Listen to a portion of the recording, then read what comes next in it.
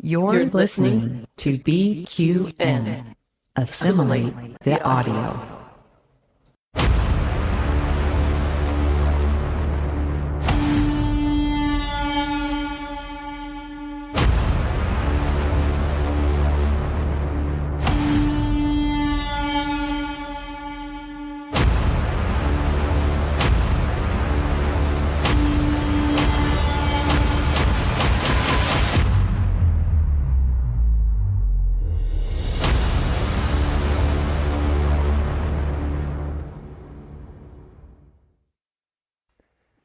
Hello, everyone, and welcome back to the BQN Hive Mind. This is the BQN Podcast Network's chat show where we invite our network patrons to come and be a part of the show. If you would like to be a part of future Hive Mind experiences, you can sign up to be a patron over at patreon.com/BQN. It's me, I'm your host, Davey, and we are doing a special Hive Mind today. It is Warp Me Part 2, where we are unpacking episodes 6 to 10 of the Lower Decks final season. Joining me today are BQN Network patrons Jim. Hello, Jim. How are you? I'm doing great today, and technically, Davey, wouldn't it be Engage the Core now and not Warp Me? True. I don't know if Engage the Core is really caught on yet, much to Ransom's dismay, but hey, if it ever comes back, it could be Engage the Core. Yeah. And also joining us today is BQN Network patron Jonathan Snow. Hey, Jonathan, how are you? Hey, everybody. Doing great. Good to see you all back. We do have a few others who are going to join us a little later on in the broadcast. Jerry Antomato's promised he's going to be here as well. But here we are. Another Star Trek series has been and gone. Lower Decks has given us 5 seasons, 50 episodes of hilarious animated entertainment. Surprisingly turned into one of the most beloved of the modern Trek shows. Jim, how are you feeling now that it's over? Oh, A bit like that? yeah. I'm sad to see it go. I think I told you this before in the previous Warp Me when the announcement came out about this. I was legitimately upset when they announced this show was being canceled because this show should have been the first show to break this to break the 7 and under curse. It's funny that you say that because some of the reviews early on in the season, for not only on this show, but across other podcasts as well, there were a few people saying, it's feeling very samey. But then it started to pick up towards the end. And then there was very much, I think, a feeling across the fandom when the finale aired a few days ago of, oh no, I'm not ready yet. No, I'm not ready yet. I don't want them to go. No. Jonathan, how are you? Jonathan, how are you feeling now that it's over? I'm a little sad that it's over. I'm more grateful that we got to experience the show at all. Mm-hmm. Considering the current digital age that we live in and the streaming wars and everything, I do think it has suffered from the classic Star Trek curse that no Star Trek show is fully appreciated for what it is while it airs. Mm-hmm. And only when it comes to an end, or is it coming to an end, do fans really start to, give it a second chance or give it another look and then fall in love with it. And I think what made this show a success in my mind and in the minds of many fans is that it was really written for the fans. Yeah. When they announced that they were going to be doing a Star Trek comedy animated show, I initially was, dreading the idea. I said, why are they going to ruin the franchise? And it turned out to be my favorite series because when they make fun and they tell jokes, it's not at the show mocking it. It's with the fans going along for the fans. Many of the lines that make the show so funny are things that you can picture yourself or other fans saying while watching an episode of Star Trek. Mm. And they also created a program that people who aren't that diehard about the franchise have enjoyed as well. I've sat down with friends who just, they're Rick and Morty fans. They like this style of comedy and animation. And, whilst there are a lot of deep cuts that fly right over their heads, they are still laughing and enjoying it and really appreciate the characters and the way the world that they've built inside the Star Trek universe, but it's very much the Lower Decks world and it's the Lower Decks universe, but still very Star Trek feeling at the same time. It's cool. It's cool. Yeah, and I remember like when they came out and they said it was the guy from who created Rick and Morty who created it. I was like, yeah, that's gonna be awesome. Getting back to my point, it was like that show's been on for like 20 plus years. The guy who makes it knows what he's doing, and he's a Star Trek fan. This show will go on for decades. It's amazing. Clearly not, or at least the decades part.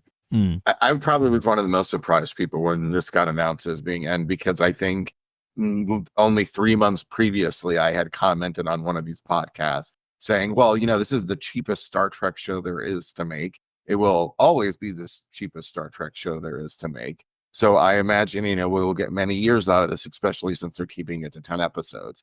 And then, sure enough, like, oh no, it's done. It's over. It's already concluded. And so that was very shocking and surprising. But I guess I should just steal the TNG phrase, like all good things must come to an end. 100%. What really stands out for me, and I've said this a few times about Lower Decks ending, is at least we get 5 high quality seasons and very rewatchable seasons as well, I might add. The shorter form, the shorter episodes, much easier to binge. And for me, it's my new Star Trek comfort food. Whereas previously, I've often had old episodes of TNG on in the background whilst I'm pottering around the house or making dinner. Lower Decks has become the new show that I leave on, and I can watch it over and over and over again and sometimes find jokes I haven't seen before, because there's often so much happening in a scene that there can just be little things in the background that maybe you didn't see on the first, second, or third watch. Jim, what do you think of that? What do you think of, 5 high quality seasons versus a show that maybe stretches on a little bit too long and outstays its welcome? I kind of agree with you on that. Like every season has been good. Like I do kind of miss the days when I do sometimes kind of miss the days when we did have clunkers, because even some of those clunker episodes could have moments of gold in them. But still, like you said, 5 great quality rewatchable seasons, and on top of that, there was character growth in every character across all 5 seasons. Because like when the show started out, Boimler was this. How do I say this? Boimler was an anxiety-filled mess who could barely do his job. Now he's first officer candidate, senior officer on the Cerritos. Absolutely. And hello to our latecomer, Jerry. Jerry, welcome. We're all just reflecting on how we feel now that Lower Decks is over. How are you feeling? Yeah, it's really like bittersweet, I think. And I think if you guys saw the Paramount Plus sort of discussions with Will Wheaton, the cast described it like that as well. I'm really hoping that it gets picked up like Prodigy, as I'm sure everybody else does. But I think it rounded off like really, really well for the last season.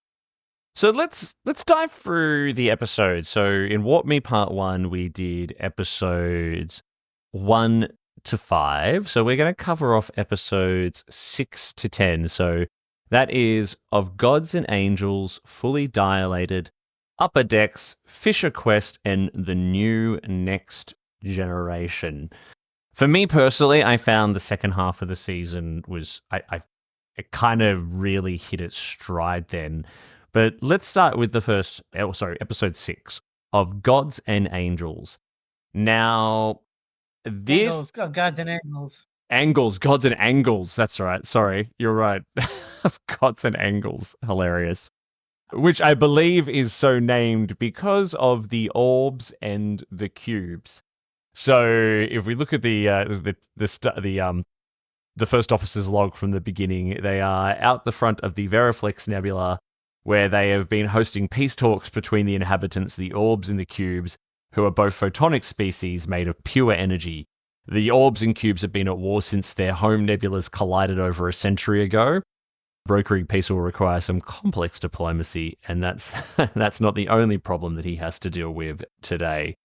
So let's go around the room and hear impressions of gods and angles. Jim, I'll start with you. I thought well, first off, I'm trying to remember some of this episode because it's been a while, but what I do remember, I did enjoy this episode. Like, it was actually an original plot involving a very non-humanoid species that we never would have seen in live action. And on top of that, on top of that, we get like an ensign who's a demigod, like suppose. Oh yes, Kaishon, Lieutenant and Junior Grade Kaishon. Yes. No, not Kaishon. Oh, not Kaishon?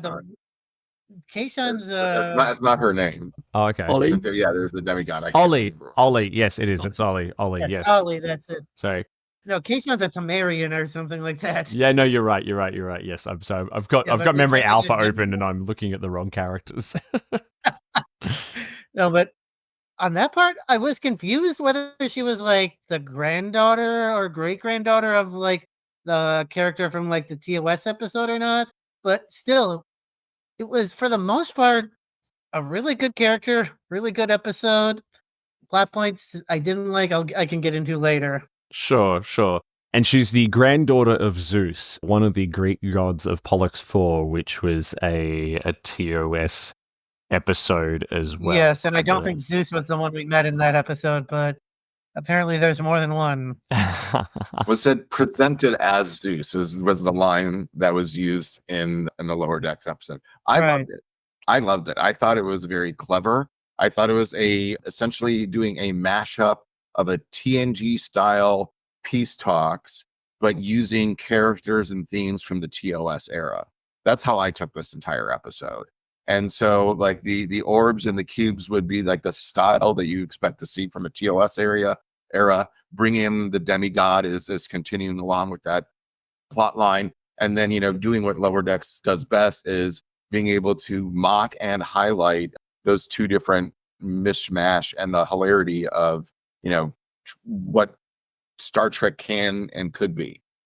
Absolutely, yeah. But it also just threw in the utter absurdity that you expect from this kind of storyline in Lower Decks. This is like one of my favorite Lower Decks episodes where there's all this craziness going on, but then there's all the interpersonal workplace kind of comedy and drama that are just happening underneath all this epicness that's kind of going on outside. Jerry, what were your thoughts? Like, I kind of felt sorry for interrupting, Davey, but I kind of felt sorry for Ollie not being able to find her place anywhere for most of the episode because she was really trying her best. Jerry, what did you think? Yeah, I don't think I appreciated it as much because I'm not that clued up on like TOS, but obviously it had a lot of follow on from the Greek gods episode from TOS and stuff. But I didn't think it was going to be one of the strongest episodes of season 5. But on rewatch, I actually grew to really appreciate it. And obviously the whole orbs versus squares thing, cubes thing was really, really silly. But that's what really sort of embodies Star Trek. And we always say, we really want to see sort of really new life forms and stuff in Trek. And I think this really personified sort of the whole, going far out there without sort of bipedal species and stuff. Yeah. And it's an interesting introduction of a new character so late in the series run as well. I mean, Ollie appears in this and I believe appears very briefly in the end as well. And the episode that Ollie is, or the callback for TOS is, I think it's Who Mourns for Adonis is the episode that it's a callback to. But it's an interesting story. So Ollie shows up and Ollie's just clumsy. Ollie is a demigod and should have all this power, but she's really clumsy. She crashes the anti-grav chair and then she's but then because she's kind of clumsy, Ransom partners her up with Mariner, which is, I think, a callback to, a reference to what Jim was talking about before, which is the character development that we've seen. Who would have thought in season 1 that Mariner would be assigned as the responsible senior officer to whip a young ensign into shape, right? Yeah, Lord knows she didn't want it even in season 5, but she went with it at least. And can I just say, in that scene you were just talking about with Ollie and the anti-graft cart, in that cold open, when it crashes on Ransom and that look he gives her, that is one of the hardest laughs I've ever had watching the series. Jonathan, what did you think of Ollie? So I think it is, again, something that Lower Decks does very well, is that like everyone matters, and often they just haven't necessarily found their place or found their confidence or found their voice yet. Mm-hmm. So we've come to realize it's not necessarily that Ollie is clumsy. It's that Ollie likes to think outside of the box and doesn't really know how to channel her limited powers. We do see that, by the final episode, she seems to have figured all that out, but being this demigod and people not sure how to treat her, never seem to fit in, is how she comes into the episode, seeming to go out of her way to break the rules, but every time she does something is constantly screwing it up. Mm. And that is kind of like, the whole motto of a Lower Deck, right? So we do get introduced to this character very, very late, but I think it's also to juxtapose, like, this is sort of where all 4 of our main cast members were in the very beginning, where we started, and to see them that now that they've all ranked up to lieutenant junior grade, Mhm. even though it's, one little pip above, they are now doing things from a very different and more serious and following rules approach. Mm-hmm, mm-hmm. And then we've got the hilarity that is the investigation into one of the missing, I can't remember if it was, they're investigating Quadrillon's quarters. So I think Quadrillon was one of the cubes. And there's just the smear on the wall, which we find out is something quite different to what we originally think it is. But it is a very, very hilarious take on the investigation of, almost like in TNG when it was in like the first or second season, where there's the 2 warring parties on board and one of them winds up missing, and just there's a pile of bones out the front of the other one's quarters. It's very much that, but then the hilariousness of Ollie trying to cover up the fact that she feels that she's responsible, and how she's hiding evidence and sabotaging things along the way is really, really... Because then, again, like I was saying, then this huge war is erupting as well. 1, 2, 3, 4, I declare a shape war. It's so funny. It's so funny. And Jerry, what did you think of the ending of this? Is that after the hilarity of all the investigation and the big war, it turns out that a cube and a sphere have had a baby, that the smear on the wall was a different bioluminescence than what do we even have the proper rating for that in this? I did mark not made for kids on YouTube, so it's all good. Yeah, I don't think the rating was on there initially, Jim. But yeah, I feel like I could sort of see it coming. Like, they definitely set up for it, and I thought, like, as soon as they said that like one of them was missing, I thought, like, they probably run off together. You could sort of tell it was sort of going to be like a Romeo and Juliet kind of thing. But I think they set it up so well that like it was relatively, I guess, sort of believable in the end, and like everyone sort of came together. And I think to Jonathan's point earlier, it was like the whole message was sort of thinking outside the box, whether you're in Starfleet or whether you're, part of the 2 sort of warring races of the spheres and the cubes, right? I think like one of the lines in the episode where Mariner was saying something like the Starfleet officers or the Starfleet senior officers are sort of like putting you back in the box after you think, like, trying to think outside the box. it was sort of embodied the sort of whole episode. Mm-hmm. Mm-hmm. There's a line funny- where the two boring factions, they're starting to gather together and they get larger and larger, and then you get a giant sphere and a giant cube. I think Ransom just says, "Oh my God, they're just larger versions of what they already are. They're so uncreative." I think that like kind of goes back to like Yeah. again the whole like thinking outside of the box kind of concept again. It is played several times throughout this episode in some subtle ways, other ways really much in your face. Mm-hmm. Mm-hmm.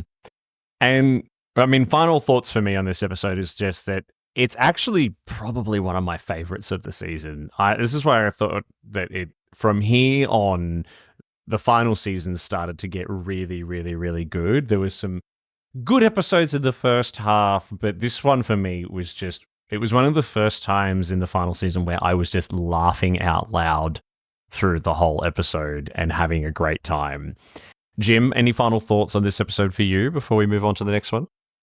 I agree. This was one of the better episodes, but I do think, and we didn't even touch on the whole Boimler thing with him getting the bolt in the ass. Yeah. There's always a lot of subtle stuff that it's impossible to cover off. But yes, I forgot about the bolt in the True, but that's not even what I was gonna get to. Like, I thought some of the effects or animations, despite their best efforts, like just didn't work. Like when, like during all of Ollie's attempts to make a lightning bolt, when it didn't work out and it just floppy on the ground. I thought those kind of looked like the energy icons in mobile video games more than they did like an actual threatening lightning bolt. Yeah, which might have been part of the joke, maybe. But overall, it was a very good episode. Jonathan, what about you? I will reiterate what I said pretty much earlier, is that I love this episode all around. I thought it was cleverly done. I mean, it is kind of like lead you to the conclusion that, you know, they're going to end up together. I mean, you kind of see that coming. And then the moment you see them together, like, I knew there was going to be, you know, a baby. I was curious to see what shape it was going to be. I honestly thought it was going to be like a pyramid just to like completely screw with us.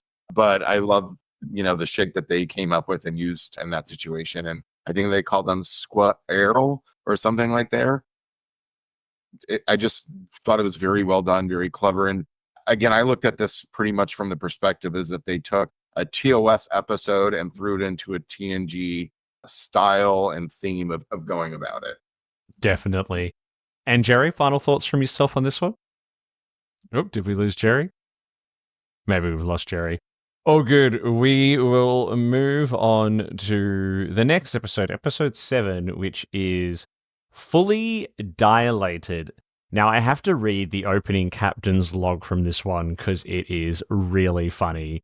So, Captain's log, the Cerritos has been sent to repair yet another dimensional fissure picked up by a Starfleet observation buoy. Apparently, a purple alternative universe version of the Enterprise crossed into our reality while battling some evil clones of Tasha Yar, or something. I can't keep track. Hilarious. So, this is the episode where we have Mariner, Tendi, and sorry, I always forget the name of the Vulcan character, T'Lyn.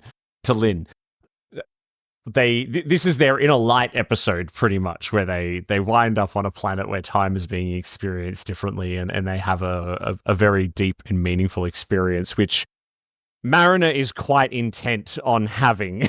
She's quite determined to have her Inner Light experience. Jim, how did you find this episode? This was not one of my favorite episodes. Okay. And I think they even they even literally did mention Inner Light in the episode, if I'm not mistaken. Yeah, it's a bit of a sci-fi trope to have a character experience almost a lifetime worth of memories. It's been done in TNG, it's been done in Voyager, it's been done in Stargate, it's been done in all of them. So it was a bit of tongue in cheek. Like, I literally, like, I enjoyed, like, I thought this was like, I can't even figure out how to say this properly. This wasn't a great episode. Like, some of the jokes weren't that. Some of the attempts at jokes just weren't that great. Like, I could have done without the fully function. I really could have done without the fully functional Data joke. Like, of course, I forgot Data was in this. like I thought Brent Spiner was the highlight of the episode. He did a fantastic job. It was it harkened back to the great TNG era of Data, but Data, you truly are fully functional. Ugh, like it made me want to vomit. Jonathan, what about you? Interesting. I had the complete opposite reaction. So again, I thought this was again like a love letter to the fans. So the fact that we get this purple Data head, so that's all that's really different is that he's purple because he comes from the purple universe, the purple Enterprise.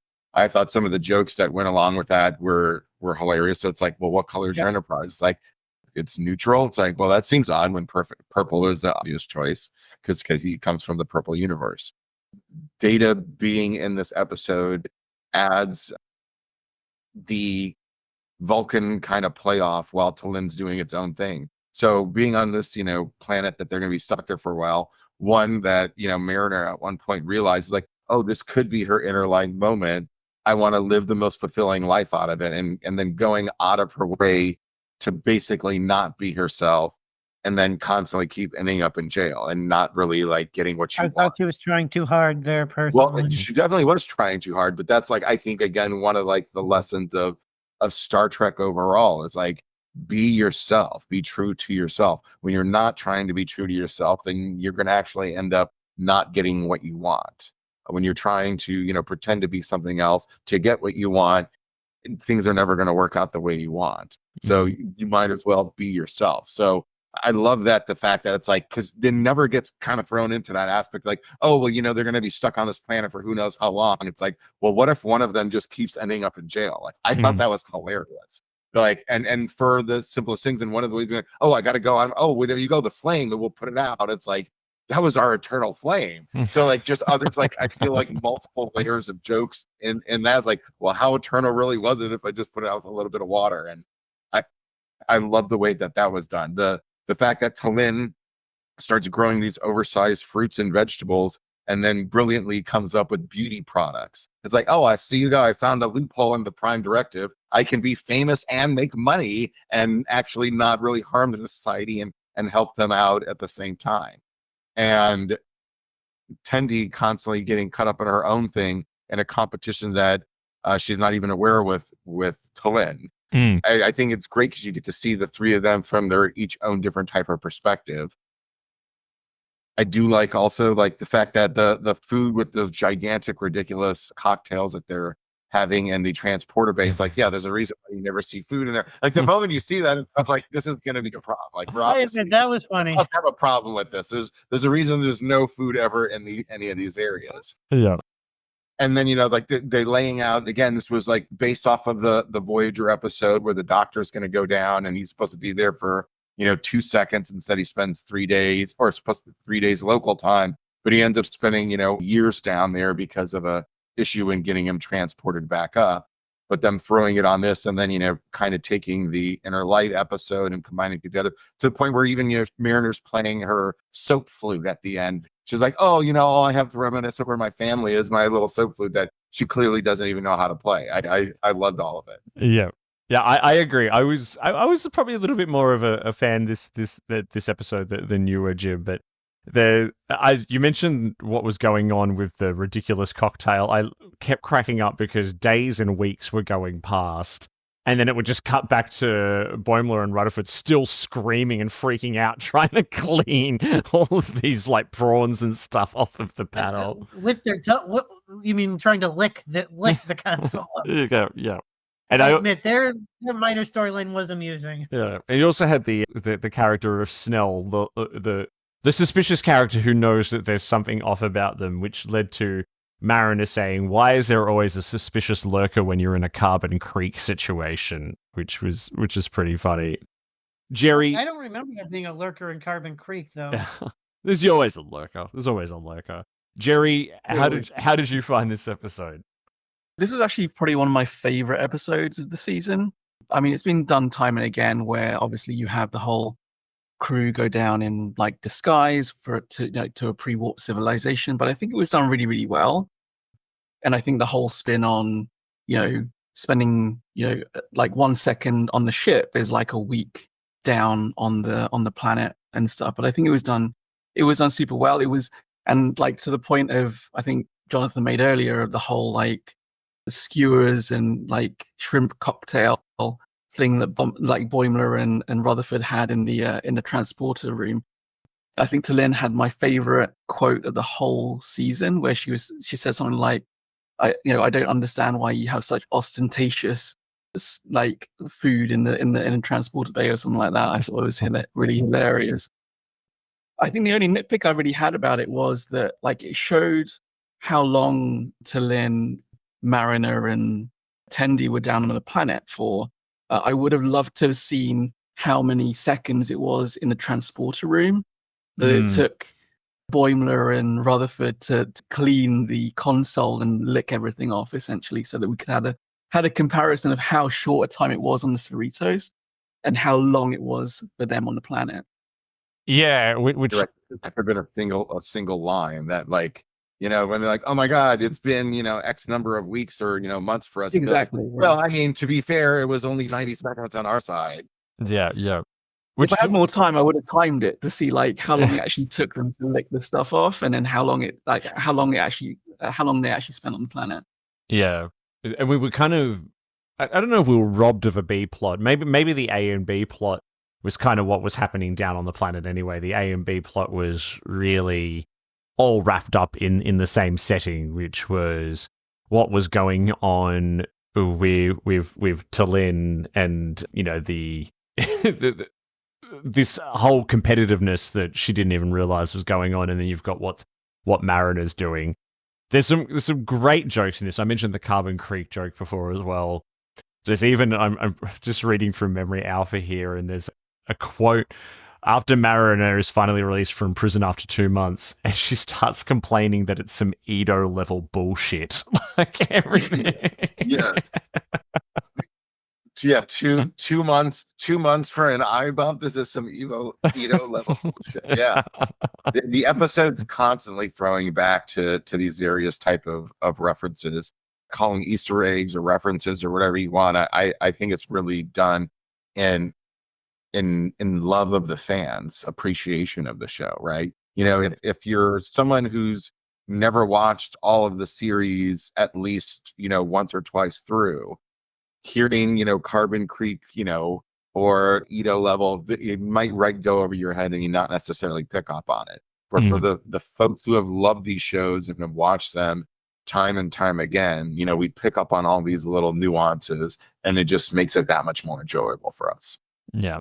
The funny thing is that when Mariner mentioned Carbon Creek, I was like, oh, that was like one of the really good T'Pol episodes, and I was thinking to myself, not to jump ahead, like, oh, I wonder if we'll get a T'Pol cameo at some point in this season. That would be really, really cool. And obviously later on we do. So that's and that'll be that. I mean, yeah, I've got a lot to say about that when it happens, but we'll wait until we get there. We'll wait until we get there.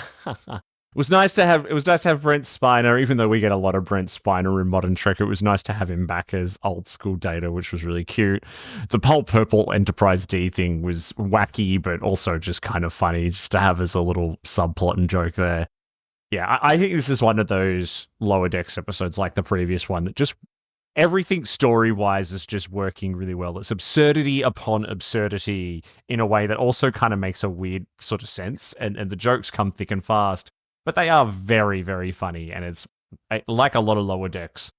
It's an episode that benefits from multiple watches to just absorb just how much the writers and the animators pour in to this show.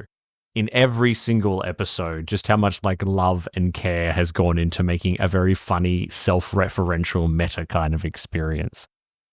And really quick, so in the beginning, right before they end up going down to the planet, the doctors gotta transform them using, medical technology. And we get, again, that classic line from TOS, but with the modification that only Lower Decks could do. It's, I'm not a doctor, not whatever the fuck this is.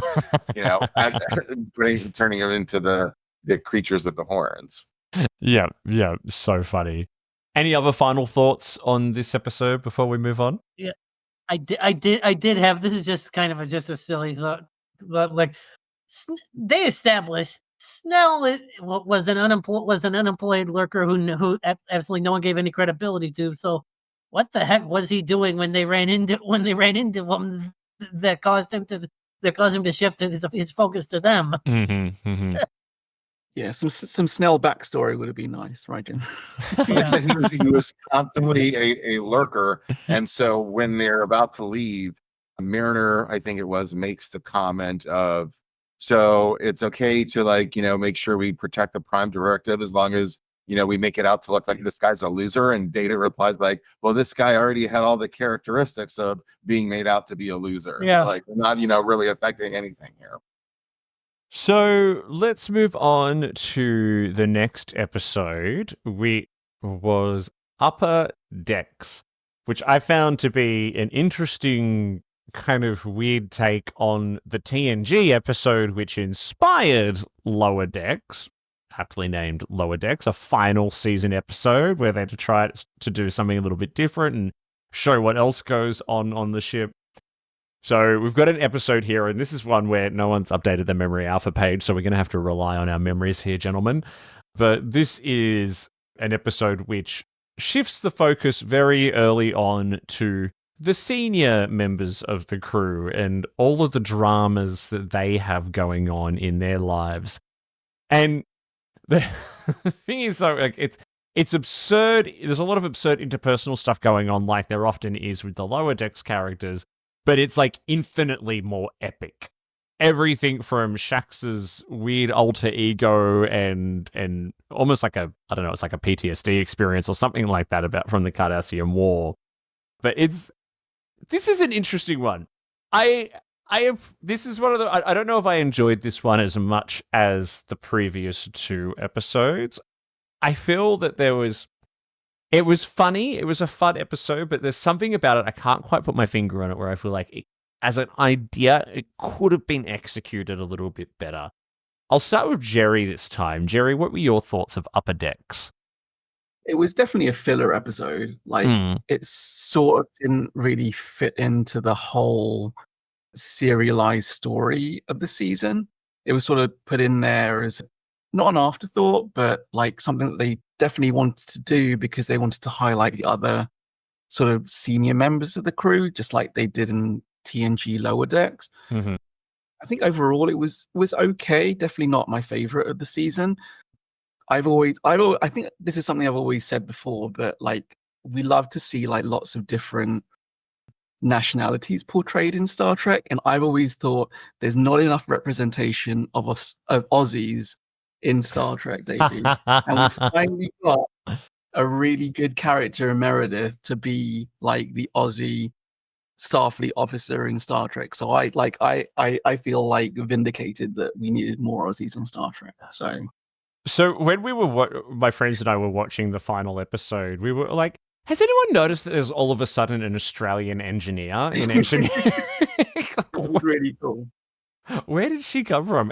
I need to know who actually voices Meredith as well. I had a feeling if anyone's seen Mythic Quest, I was kind of thinking it might be the same actress who portrays Poppy in that show, but I need to find that out. But anyway, yes, justice for Meredith. We needed more Meredith. Jonathan, what about you? What are your thoughts on Upper Decks?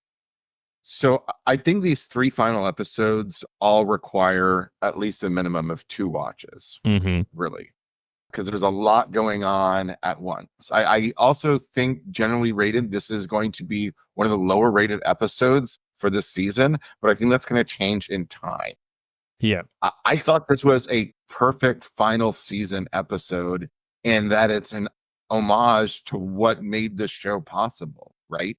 So this is a flipping on what the show is about. It's a flipping of Lower Decks, literally being Upper Decks from the TNG episode, where that one was titled Lower Decks. And I think at the time, many people didn't enjoy that episode because people said, I don't know who these people are. We rarely ever hear them, or they're introducing these new folks. Like, who cares about them? And it's sad. One of them died, and makes the bridge officers kind of look callous. And I think the immediate reaction to this is going to be almost the opposite. Like, these are not the main characters. They're not as funny. They're not as interesting. I don't like them as much. But like, that's sort of the whole point of this episode, is to pay homage and flow it back. So, they're constantly talking about how the Lower Decks are the ones that really run the ship and that their jobs are the hardest. and that the commanders have the easiest job because they just skip back in the chair and it's thrown back again to that position to be like, oh no, there's a reason why, these folks are commanders and they are dealing with a lot more responsibility and problems. You just don't have to necessarily get to see that, which, why everyone loves watching all the other Star Treks, which is about the bridge crew. Jim, what about you? Okay, first off, I did look it up. That is the same person who played Poppy in Myth Quest. I've been looking it up too. It's Charlotte Nakato who did, yes. So, yeah.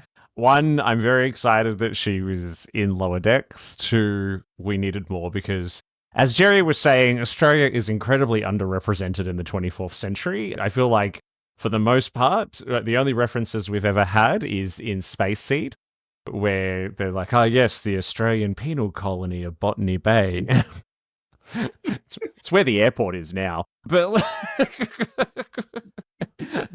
or we get references to New Zealand being a penal colony as well. Like it's just Do Star Trek, do Aussie actors being incorporated into the Star Trek family count at all?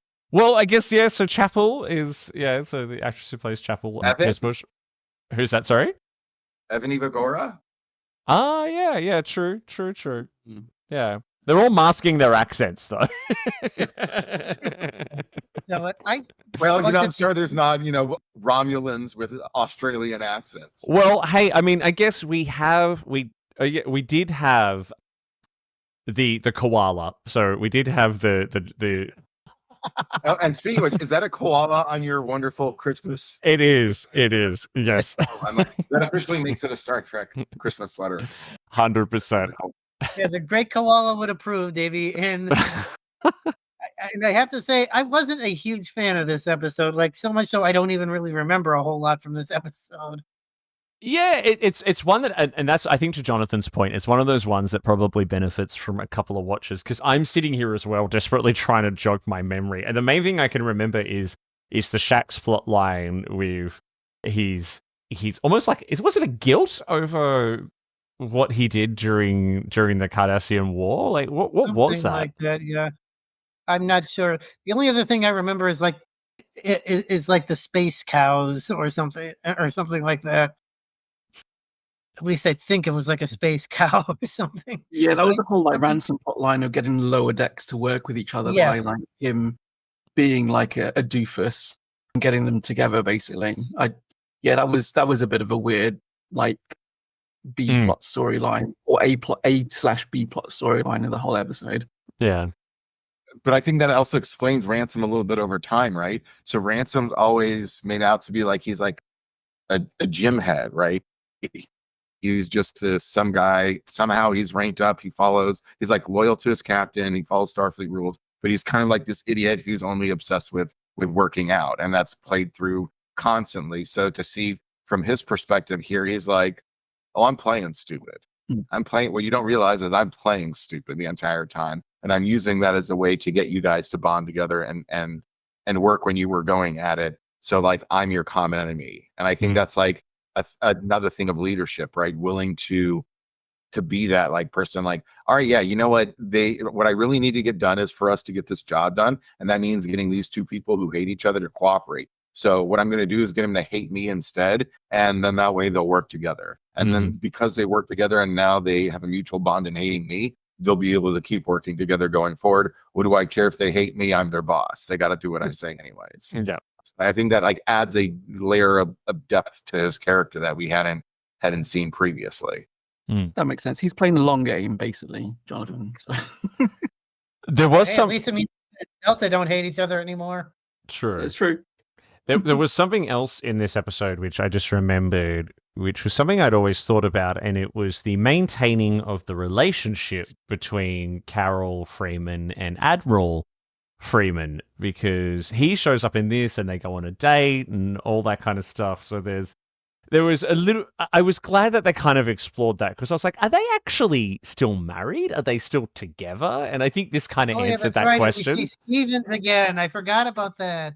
Yeah. Like it's one of those things that just, I mean, it came up right in the beginning of the series, but Admiral Freeman's barely in it apart from that. Like, it's like, well, what's going on here? How do you maintain a marriage in this kind of Well, clearly situation? somehow, but I am remembering this now. Like, I remember we see Stevens in this episode, and I'm remembering like his entire plot line throughout the entire series up to this point was he's the lapdog of Ransom, and now suddenly he's the captain's aide. Yeah, yeah. Any final thoughts on this one? Because I'm dying to get to the next episode. So, any final thoughts on Upper Decks? No. I'll again just say that I think this was almost a necessary episode to have before closing out the entire series, to just kind of harken back to what allowed it to be created. I agree. And like I said, with the Freemans, there's almost like some semi-closure for some of the senior bridge crew and some of the storylines that they had going on, and different things about their personality as well, which was kind of cool.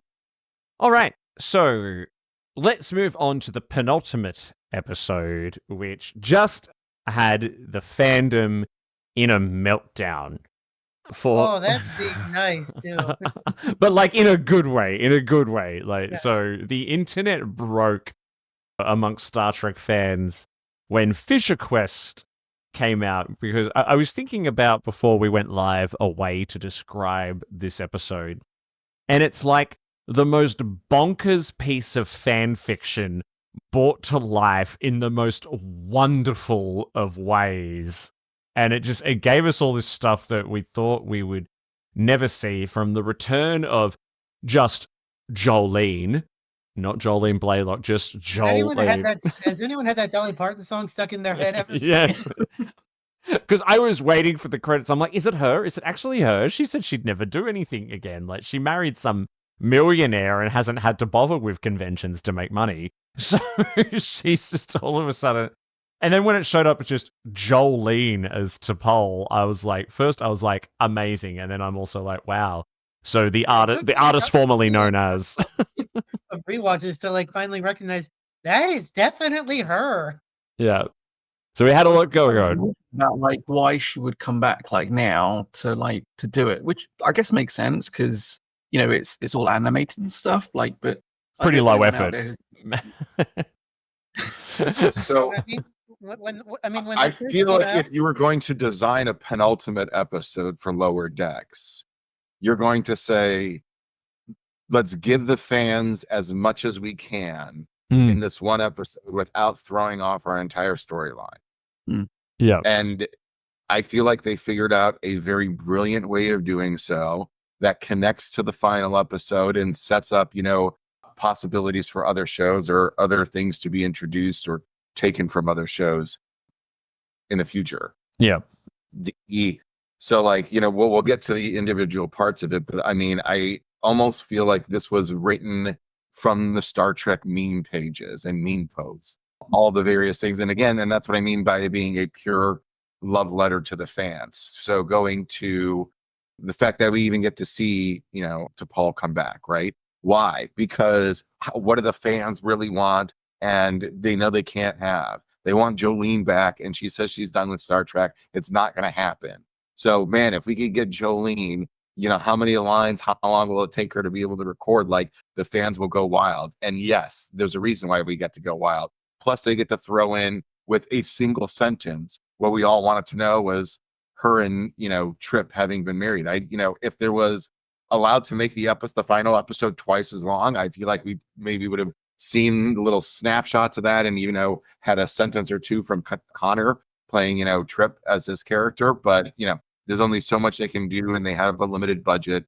So I get why we didn't get that. But that being one of the first things set up, I immediately went like, oh, this is about to be the final love letter of the writers saying, we're going to give you everything we possibly can in one episode. And then also justice in a way, right? For however they could. So people feel ripped off for the way that Trip died. So let's give you this alternate timeline kind of story.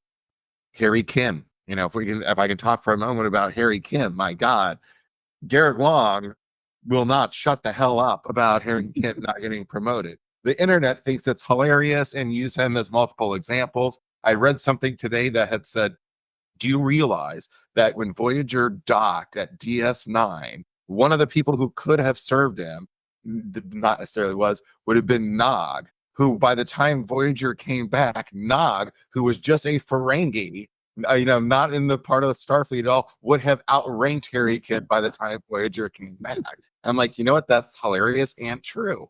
And so the other thing is that Garrett had been told multiple times, like, oh, well, he wanted to be in this Star Trek. There was talk about him being in Prodigy. There's talk about maybe, using him in Picard as a one-off because, we got to see Tuvok and Jerry Ryan in Picard. I think they got as far as the fittings in Picard with. Well, so, it's like, where are we going to get the justice for Harry/Garrett in this? And they do it in the, like, most beautiful way, elegant, lower decks way. It's like, all right, let's do this and have fun with it. We're not going to bring back Harry Kim. We're going to have the crew of Harry Kims. Yeah. And they're going to have Madman Harry Kim even. Yeah. And you can tell Garrett Wang was just having the best time doing this. Like, we rewatched this episode before the finale because I had some friends over and we were all in stitches, especially at the end where he's flying the ship towards the fissure. He's like, I'm Harry fucking Kim. Yes. Oh yeah, you can tell Garrett was loving it. I mean, there's another one little line where they're in the jail cells and all the Kims are in one cell and everyone else in the others. And the most senior, the 2-Pip Kim, as they refer to him, he's like, are you seeing this? They even got us in a separate cell from everybody else. And like it's starting to turn in his mind, like, this is some fucked up shit. They're all still 1-Pips.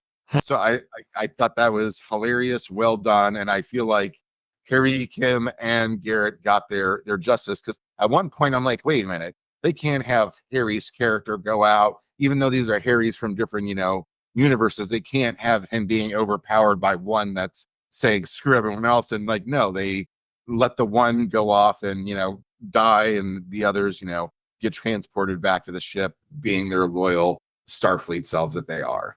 Yeah. And, we can't talk about this episode without talking about this. Now, give me a second to see if I can share this. Now this is the moment that truly broke the internet and the fandom, and it was so like nonchalantly kind of introduced. It's like, oh, Gary, our chief medical officer, and his husband, an EMH of Dr. Julian Bashir. Tinker Tailor Tenor Spy. He's now Tinker Tailor Surgeon Spy. Yeah.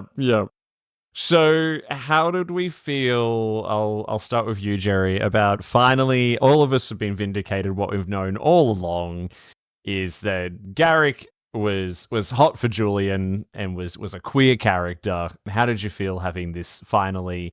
I guess it's been canonized because we all accept that Lower Decks is canon. Yeah, no, I think it was a really good moment for the fan base overall.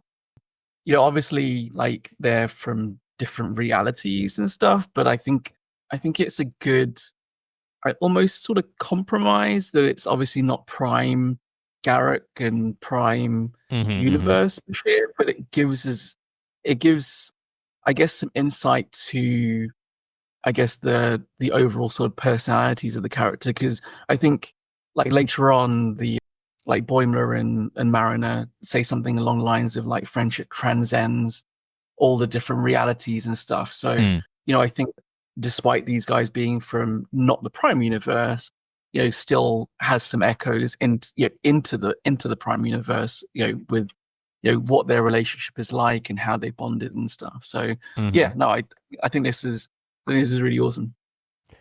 And I love the cute little argument over which reality they're going to live in. Oh, you just assumed we're going to live in your reality. Jonathan, how was this for you, finally seeing this on screen? Well, so I'm going to add on to what Jerry said here and expand upon it. That, like, I think it's actually more important that they mention that this Garrick and this Bashir are from different universes as well. right? Because if they're from the same universe and they ended up there, that's one version of say, okay, well, at least in one universe, they're a couple. As he said, there's the reference of, being told how Mariner and Boimler's relationship and friendship transcends space and time. And so I think that's kind of what they're hinting at and playing up here as well, is that, yeah, this is a one-off unique situation, so we can kind of do whatever we want. And yes, fans, we're giving you exactly what you want. So now it's officially canon. Mm-hmm. But at the same time, we're making the statement that like this transcends more than this one-off situation because they're from different universes. The fighting over, which universe they're going to live in, I think is great because it says that they're married, but this has been going on for however long, and yet they still haven't had that conversation about which universe they're going to live in when this goes ahead and gets settled.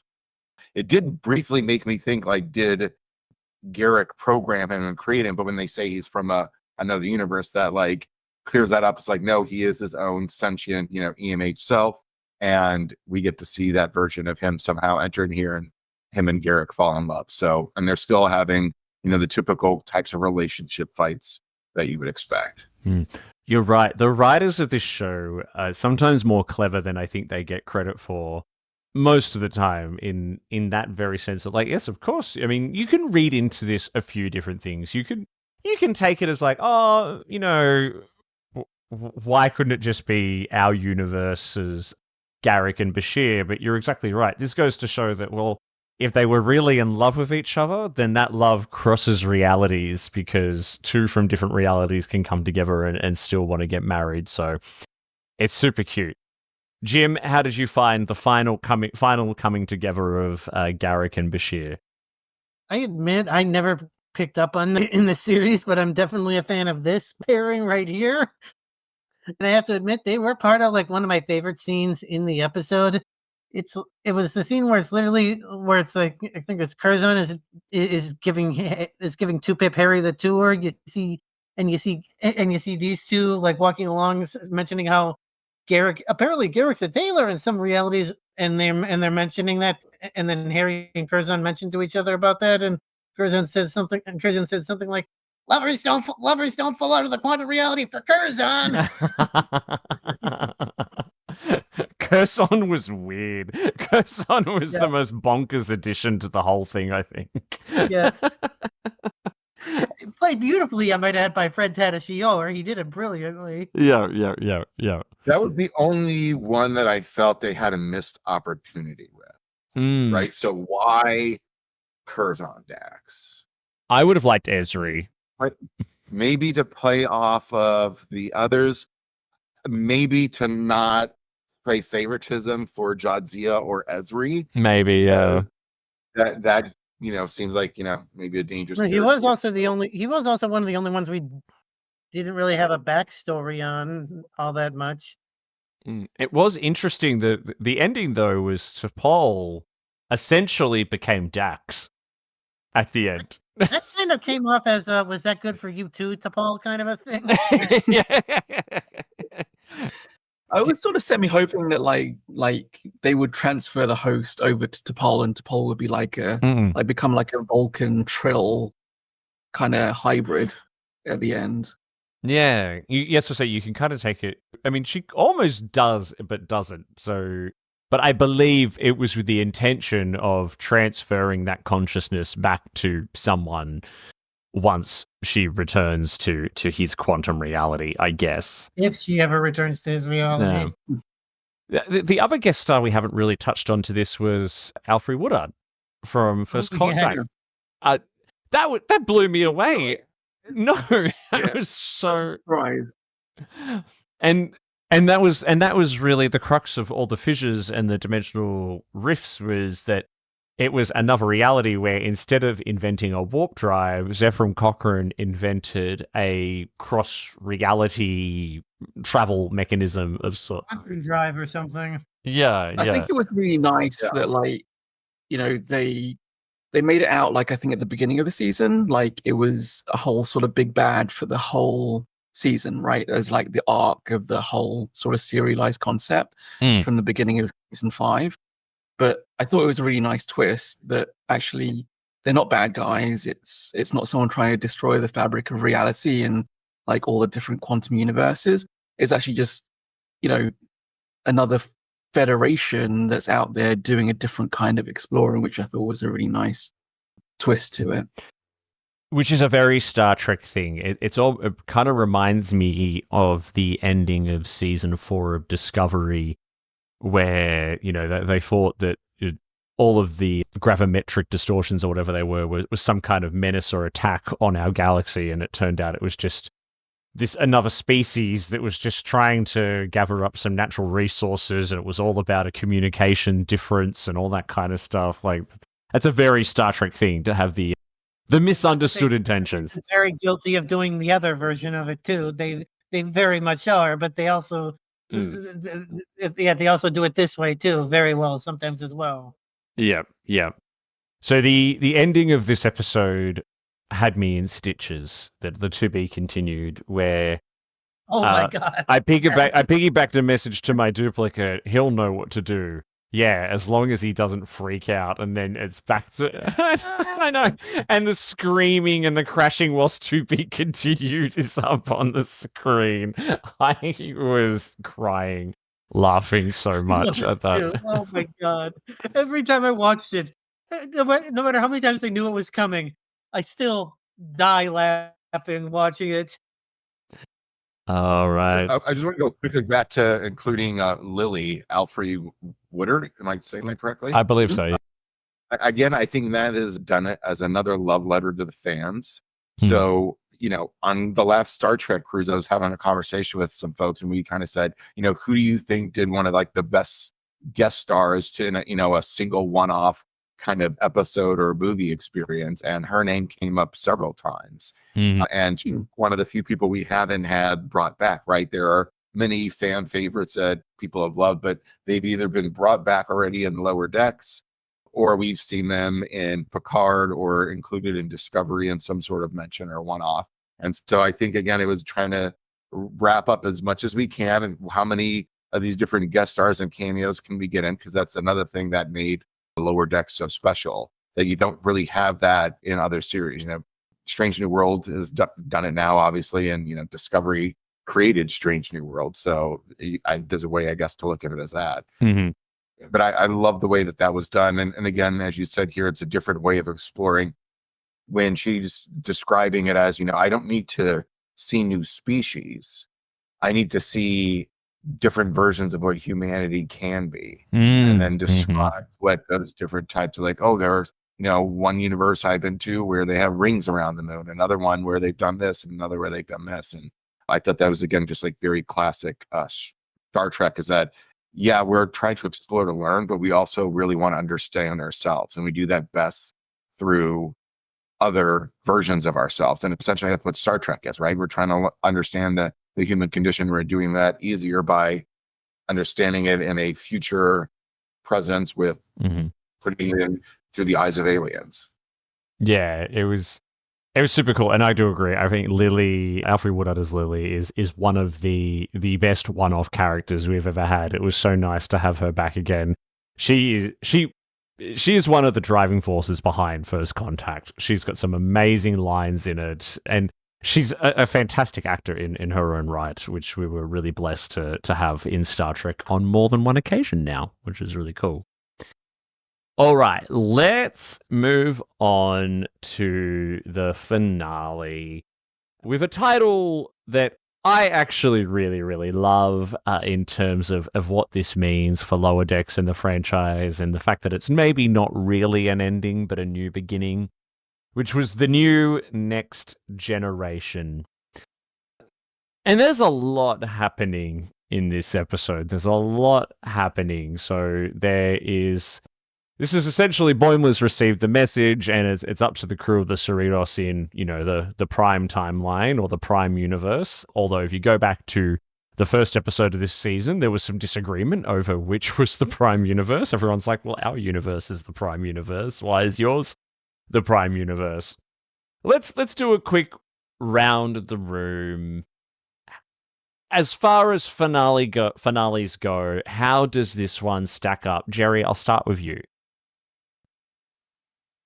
I wish you had to start with me, Davey. Yeah, I think it was. I think it tied up everything pretty well, and it also sort of set up for any sort of potential networks that want to take on Lower Decks either later on or in a nearer future. And it gave everybody sort of at least a closing arc to their own storylines throughout the last 5 seasons of Lower Decks. So I think, I think it was some of it was a little rushed, like as all finales are, but I'm glad it wasn't. I'm glad it wasn't that These Are the Voyages. And also I'm also glad it didn't have a lot of like legacy character cameos in it, and it was its own sort of self-contained finale to Lower Decks, and it really focused on the Lower Decks crew, the Upper Decks crew, and and gave us some sort of potential leeway into some spin-offs in the future. Yeah, I mean, we had the two Klingon brothers come back, which were probably the only real kind of guest star characters. But in general, we sort of saw everyone who was a Cerritos crew member, right down to the character that Haley Joel Osment voiced, who was the one who, the first time we saw the koala, the guy who ascended, he pops up very randomly. You've got the dolphins in it as well, who are just as horny as ever. Like, that Klingon's really hot. Like, so it's all like it was. And even though the Enterprise shows up, you don't actually see I was like, oh, okay, we're gonna get with all the Enterprise really crew. Wanted a Michael Dorn 2-minute cameo thing. Yeah, That's the only thing I would want to see. He's been in more Star Trek episodes than anyone else. So he doesn't. He doesn't need another credit. But it would have been. It would have been nice after they.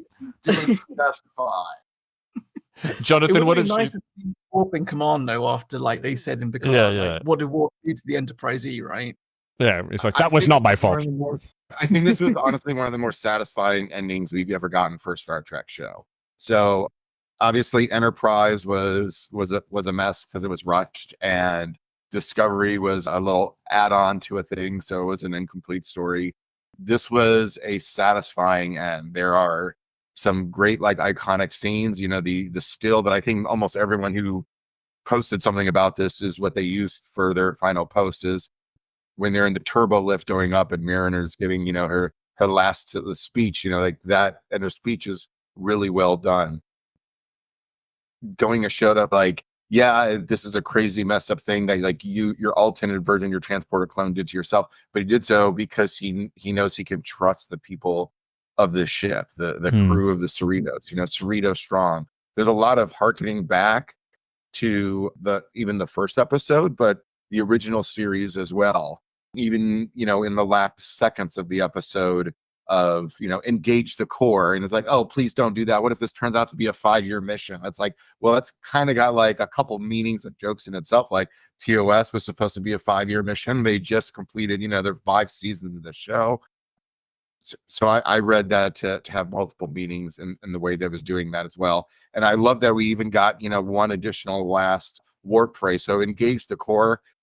If it hasn't caught on yet, it will. It's going to be used as much as warp me and hit it, let's fly, engage. I love that we got, one more of those. And I don't know how much time they've spent thinking up of these particular, warp lines, but I think that hit the nail on the head. Like when I heard that, I laughed uncontrollably. And I'm like, that is so perfect. Engage the core. It's so perfect. I'm going to think that every time I go to the gym now, every time my PT says engage the core, I'm just going to think of Ransom. Yeah, it's such a rant, and that's just the thing. It was so good for Ransom, and God bless Jerry O'Connell. He really did that character so well, because I feel like Ransom is the exact opposite of Jerry O'Connell. Jerry O'Connell's this tall, lanky guy. Ransom's the big buffed, What really makes me really wish when they had done the live action, we had seen Ransom. I know. Jim, where does this rank for you? Because we're getting some interesting in the chat, we've got Peter from the Trek Book Club. Now, he says that this is his 4th favorite Trek finale after DS9, TNG, and Picard. Where does it rank for you? I'd say it ranks middle of the pack for me. It's not the greatest finale, but it does wrap things up pretty well. It's interesting. I found myself feeling very moved in the end of it because it's like you were saying, Jonathan, it's not this tacked on epilogue like we got with Discovery, which we're very lucky we got. I had to remind my friends when we were watching it because they were complaining about the Discovery finale. I'm like, we are so lucky they got to come back and film that at all to give any kind of closure, because most of the time a show gets cancelled, which, I mean, Lower Decks was essentially cancelled as well, right? So I don't know if they knew that they were going to end whilst they were writing this, but No, I don't think they did either. Yeah. So it kind of came about quite suddenly. Yeah, but for me, Davey, the other thing is, like, when you got a 2-part series finale and the first part is leagues better than the second part, in my opinion, like, that takes it down a couple of notches for me. Yeah, it's a hard one. I don't know if I'd say it's leagues better. Like, I enjoyed both episodes. I think Fisher Quest, it's gonna go down as just a fan favorite regardless, right? Yeah. Like, it's Fisher Quest, I laughed uncontrollably throughout the entire episode, but the last episode, like, there were parts I laughed in very much so, but I didn't laugh almost the entire episode, unlike in Fisher Quest. Yeah. I mean, I loved that it was a very Lower Decks episode, this finale, like right down to when, Freeman's being ordered to close the fissure and undertake the dangerous mission. She's like, shouldn't, like, the Enterprise be doing this? And then I love how they're flying through and all the realities keep changing, and she's like, oh, where goes Sovereign class? or like when they find themselves on the Terran Empire ship, and Shax can't use the weapons. Yes. There's one moment which was slipped in there very tongue-in-cheek, which has also got some of the new Trek haters really kind of wagging their tongues, was that when the realities are warping on the Klingon ship, one of the Klingons turns into a Discovery Season 1 Klingon, and a Discovery Klingon bird of prey comes flying out. I liked that. I actually liked that moment. I thought it was hilarious because it's one of the very few times that Lower Decks has made a reference to Discovery at all. It's obviously referenced Strange New Worlds, but the only other time I can think of where they have referenced Discovery, there's one point, I can't remember what season was, but Boimler starts talking about, like, the difference between ongoing serialized adventures that just get more and more epic that you can't miss an episode of, otherwise you don't know what's going on, kind of thing. He mentioned something like that. Otherwise, you never really get any references or jokes about Disco. And interestingly, it sent people into a bit of a tailspin because they're going, oh, this is Lower Decks essentially saying that Discovery is not prime timeline. And Mike McMahon's just come... Yeah, Mike McMahon's just going, look, we did it tongue-in-cheek, right? Read into it what you will, but it was very much just a joke. I very much enjoyed seeing, like, seeing all the different types of ships, like when that one bird of prey, like, transformed into the Klingon sailing vessel. Yes, the Barge of the Dead. Yeah. And you see the bodies floating away. Oh, that was great. And of course, who could forget Ta'ana's line when they're wondering, like, why aren't all their ships transforming so much? And she's like, they probably are. They just like all the same. They just like their ships to have all the same design. Yeah. So what I loved with that sequence of the, changing the different ships. So, when they're coming up now, I can only imagine the pressure in writing a series finale for a Star Trek show. It's got to be epic to some new level, and each of them try to take it on a different way. We've seen it where, you've got a million ships on each side ready to fight this epic war. You've seen it as a one-off ship. You've seen it, as Voyager getting home. And what I love with this is that you kind of want to see all the different types of ships, right? As a fan, I do want to see as many different types of ships as possible. but the storyline doesn't really call for it. And so in this way of doing it as, well, the ship keeps changing. And so you get to see every type of class of ship the Cerritos turn into. I love that, really well done. And then like when it turns into Sovereign class, Captain Freeman says, well, I guess I'll settle for this, as if not like that's the ship that you want, the only ship you want to be using at that particular moment. And then, yeah, turning into a Terran ship. And it's like, Shax's being super excited, like, oh, all the weapons we have. And like, oh, they're all offline. So again, doing, this thing where they keep playing up for the Lower Decks characters' individual characteristics, but giving the fans in a different way everything that they want. And yeah, that one line of, well, the Klingon birds of prey not changing. Well, again, I think goes back to like Discovery when they decide on what class of ships they're going to be using, and they kind of keep those going forward. So I loved everything they did with it. Again, my only issue would be is, I want more, which is always going to be one of my complaints. So, if they could, when they're doing these final episodes, make them twice as long, or obviously, give us more seasons, more episodes. That's always what I want. But I feel like they try to do as much as they could in this final season. And yeah, the show was essentially canceled without anybody knowing, but it also, the way that it was done, and I said this about Discovery as well, is did the writers maybe see something on the wall ahead of time that everyone else didn't? And that said, you know what, let's pretend this is our last and prepare for it accordingly. Because if it wasn't their final season, I don't know that we would have gotten the episode Upper Decks, which I know is not necessarily a fan favorite now, but I think is going to be loved, 5 years from now. The whole Fissure episode, if they didn't know that this was going to be the end of the show, the whole series was a level of, this was them saying, okay, to the haters out there and that say, well, this is not canon, and then the fans are making this stuff up and blah, blah, blah. Guess what? F you, we're giving the fans, the loyal fans, exactly what they want. If you're the one who's been spending the time coming up with fan fiction, we love you, and what you're talking about is canon now. So I feel like they gave us everything they could give us with this final season. Yeah. One thing I do want to talk about was the inclusion of the Klingons in this final episode. So like Relgar and the two brothers.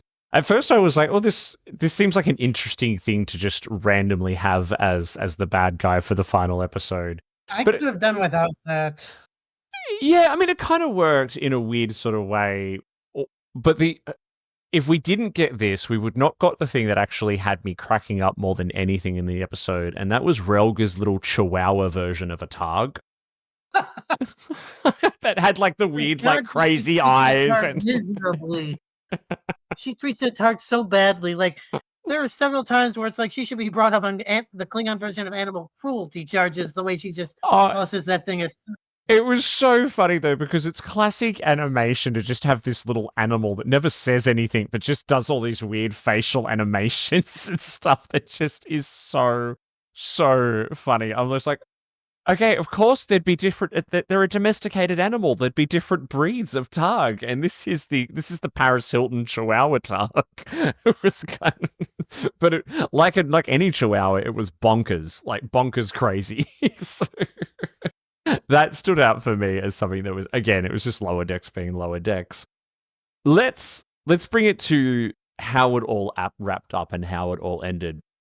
So it's Starbase 80 kind of becomes the new Deep Space Nine and is holding guard. I just have one piece to say on that, and I'll let it, and I'm done. Justice for Starbase 80! Yeah. And Captain Freeman becomes the commander of that, which is why... So she takes on a really important role, which I think is a really good ending for Freeman. She becomes the new Cisco of a sorts in a way that she's manning one of the most important outposts, right? Because Cisco was kind of like... Cisco was just an everyday commander who accidentally wound up becoming captain of one of the most important outposts of the quadrant. And now Freeman is doing the same. And then that's how we wind up with our lieutenants Boimler and Mariner, who are in competition for the first officer role for Captain Ransom of the Cerritos. So I'll start with you, Jonathan. How do you feel this was all wrapped up? Because it's an ending, but I think there's always that hope that, if we could do a little more, maybe a movie or something like that, there's some threads to pull on. What do you think? I think in hindsight, there was a lot of foreshadowing of what was to come in ways that are only starting to click. So when I got the email notice for this, I quickly looked and said, man, do I have time to rewatch the entire series? And I started from the beginning, and I got through seasons 1 through 3 completely.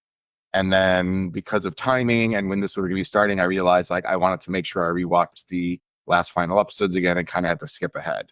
So I've essentially rewatched everything going back. And there are little things of so Boimler grows a beard as we see throughout this season, right? And the justification is because in the other timeline that he's got the pad from, he realizes that works for him. And that's going to be what he thinks is going to make him to be more successful. But in the very first season, we actually hear references to him wanting to be on the bridge and wanting to be like a number one, and the joke being well, I guess you better start growing a beard.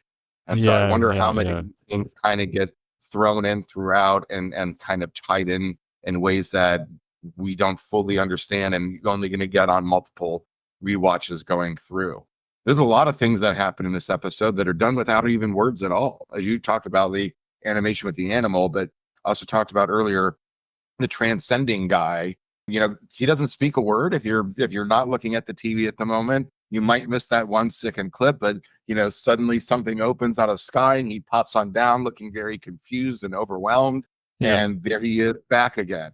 So there's a lot of little things in that. I like that they do their version of the montage. Essentially, we're going to show you everyone on the ship, but actually showing you everyone on the ship. So including the people who you've seen as one-offs, so the Delta shifters, right? I don't know any of their names, but at least we got to see them again. And any of the other Star Treks in their finales and their montages, they never include all of the extra type of background or lower deckers, if you will. And I feel like they go out of their way to try to show you anyone that you've seen more than one episode, we're going to give you this one-off. And then even the way it ends with Ollie, being the one to come in, truly showing that she has found her place and being able to use her Thunderbolt energy or whatever to disable the shields at the right time and frequency, kind of throwing back to, what started all, is that I think that character was thrown in there so that way they could end the series with a tie to what started everything, Star Trek, the original series. I just think it was really well done. Again, my only real complaint was obviously I always want more. When I watched the episode the first time, I ended with a laugh and a smile on my face. And then I watched the Ready Room episode and, that brought me to tears. And then when I went through and was watching it again here, I could not help be, a mixture of laughter and tears in watching it a second time. Because I do think it was really well done. Is it the best ending? No, maybe not. But again, this is, still fresh for us. So I don't think it's fair to judge it as an overall ending compared to shows that have been off the air for 25, 30, 50 years. Yeah, and can I say as well, press that you managed to get through 3 seasons since I sent out the notification that we were doing this. That was only a couple of days ago, Jonathan, so you did well. I was just saying, if you had given me one extra day, all I need is one. If I had one day earlier, I would have done it. I was going to try to push it, but then I was like, I'm going to get so close that I may not get to do a rewatch of the last 5. So I have to I literally set an alarm that wherever I'm at this point, I have to rewatch starting from episode 6 on season 5. And you mentioned as well there the different characters from across the 5 seasons who popped in. Even Ollie, our most recent character, the demigod, she gets a moment in this final episode where she hurls one of her bolts at the Klingon ship and, finally kind of gets, finds her role and her space aboard the Cerritos, which is really cool. And you know what? There's something I really like about Lower Decks is, whilst the lower deckers and their rank and station on the ship was kind of the joke to start with, it hasn't really been about just beating them down. It's actually been a show that has had a lot of heart to it. There's a lot of really amazing themes of togetherness and friendship and everyone finding their place, no matter who they are. or where they're from or what their strengths and weaknesses are. Lower Decks has actually been probably one of the most inclusive Star Treks ever, with one of the most important hidden messages ever underneath all the humor and absurdity. And I think that's something I'll take away from this. Jim, so your final thoughts on how it all wrapped up. I can't say anything better than the way you just said it. Yeah, it's pretty special. And like Jonathan says, they did something very clever, and that was left us wanting more. It may not have been the best finale, but it was probably the best finale you could have given Lower Decks. Jerry, what about you? Yeah, I mean, it's difficult to follow on sort of Jonathan's sort of analysis of the whole Lower Decks series from start to finish.